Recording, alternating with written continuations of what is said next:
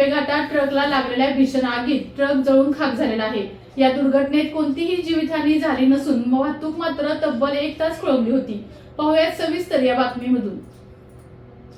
सातारा लोणंद मार्गावरील सालपेघाटात ट्रकला भीषण आग लागल्याने तब्बल 1 तास वाहतूक कोंडी बघायला मिळाली। दरम्यान या घटनेत कोणतीही जीवितहानी झाली नसली तरी KCPL कंपनीचा ट्रक या दुर्घटनेत जळून खाक झालेला आहे। आज सकाळी घडलेल्या या घटनेची माहिती मिळताच वाटार पोलीस स्टेशनचे कर्मचारी व शरयू साखर कारखान्याचा अग्निशामक बंब दाखल झाल्यानंतर आग आटोक्यात आणण्यात आली।